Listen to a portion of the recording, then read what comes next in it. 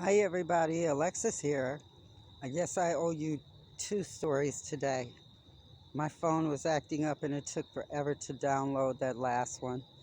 So I'm going to tell you first about the young man who brought the cottage house, who had to call me back. Well, he didn't remove any of those outlets. And the house started whatever was in the back was also in the front of the house. It could move to the front house. Well, when he moved in there with his wife, his brother, and his brother's wife. Yeah, they were into the golf world, where you dress in all the black and walk around looking really, like you haven't got any iron in your body and you're wearing mascara and lipstick and dark nail polish. Well, apparently some of their music was kind of borderlining on satanic. So whatever that shadow thing was, it wanted them out because it was the music, the burning of the black candles, things of that nature, borderlining on sort of like witchcraft. Well, he called me and said, "Hey, I've seen something like darting past my eyes and standing behind me. I get paranoid. I feel like somebody's watching me all the time. And then my wife tells me that she's seen this black thing in the house, and it only appears to the women. His sister-in-law or his best friend's sister, whoever she was, she saw it. A couple of other females saw it."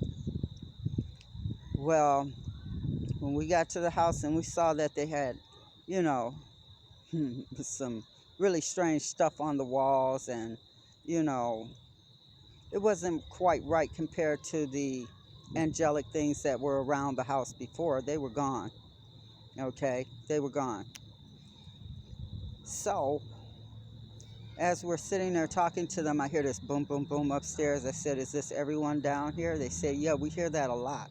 Walking sounds like they have on boots." I go upstairs and I can hear the walking in the back bedroom. As I go to the back bedroom, it moves to the front bedroom. I said, "Okay, something is playing here. It's okay." I said, "You guys, we never investigate with the families still in the house. Okay, can you leave for about 4 hours? Give us 4 hours tonight." They said, "Sure, please try to help us." I explained to my team what was going on in this house and what had happened with the boy who had cut himself trying to get out of that basement. I said, "Let's go in the basement. Let's go down there first. Don't worry about the sounds upstairs." They had not done anything with the sump pump, and because that fuse box carried cable lines so that they could get free cable all through the house, the cable lines were still there. My guys know, don't stand between the water and the sump pump. We hear, "Get out! Fucking die! Get out!" Said, "Okay." We could hear that with our ears. Said, "We're not going anywhere. We're not afraid of you. We want to know who you are and what you want. Okay? Why are you here?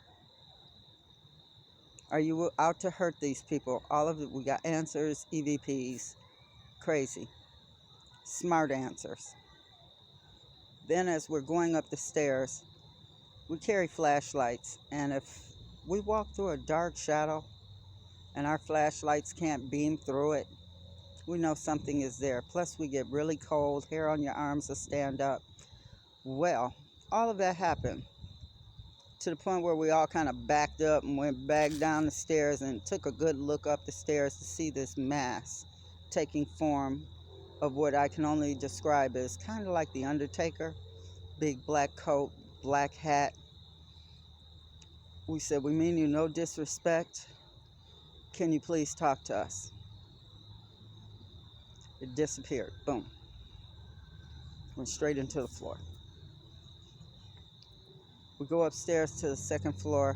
I said, "These bedrooms don't look anything like when this house was sold to them." The walls were bright yellow. It was open. It was airy. It was beautiful. Beautiful um, plywood.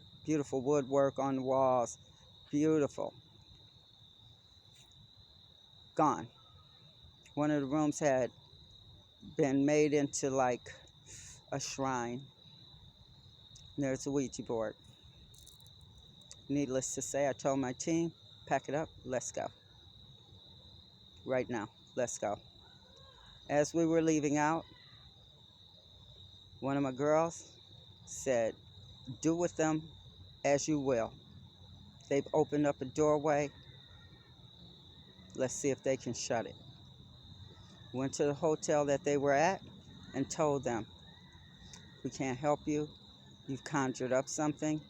And we think the dark shadow is actually a protector. But you're on your own. They moved out the next day. Lost a lot of money, but they were gone the next day. Now I'm going to tell you about the sons of Crystal Castle. There were 3 boys.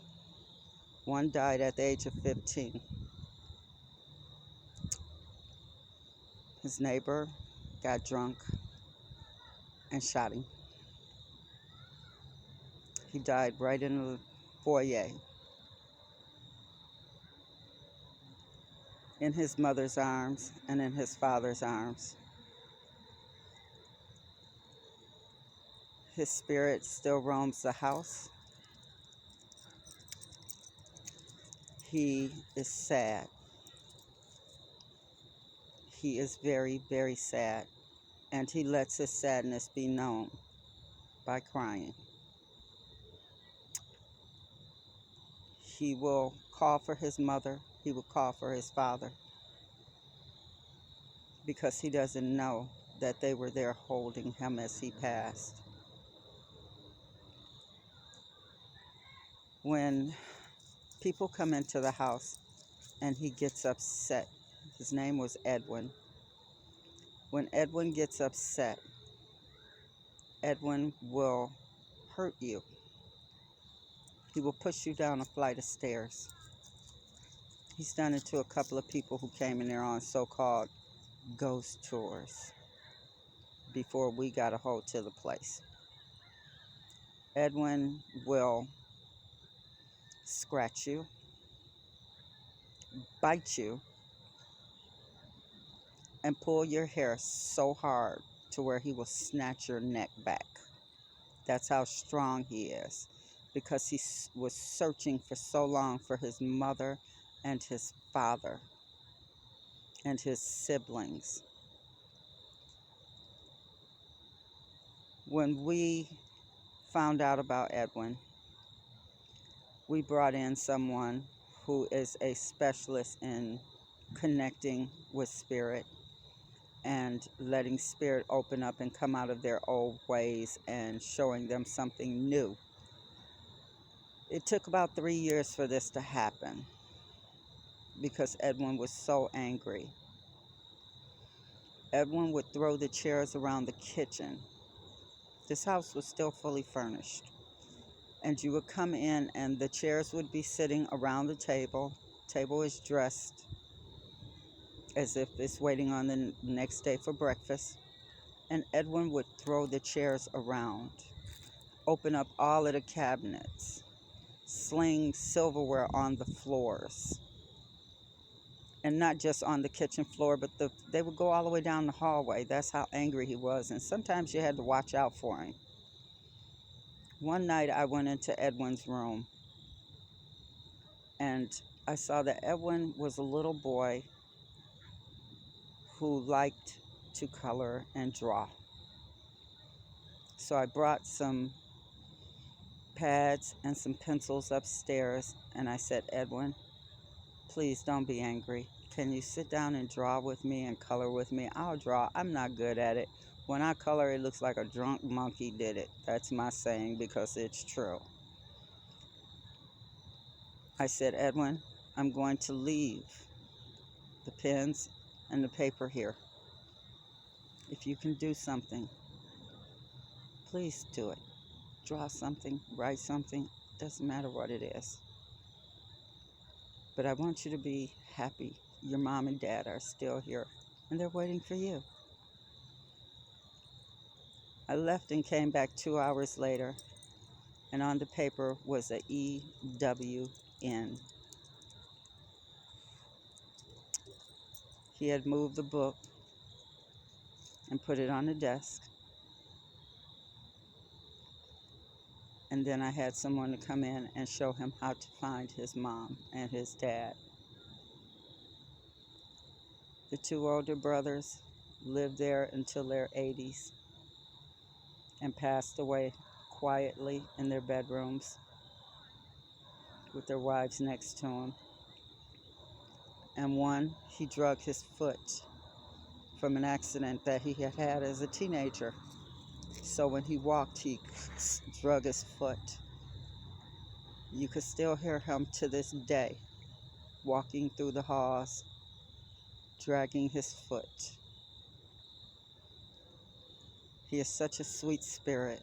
He smokes cigars, and he will overload the smell in any room, not just in his room where you would think it's just in the wood. No, he would do that in the downstairs bathroom. You could be in the basement. You might get a smell of cigars that wasn't there 5 minutes ago because he liked to tinker with things. Next time, I'll tell you about when we ran into him in the basement. Remember, send out love, peace, and positivity, and love, peace, and positivity will come back your way. Bye.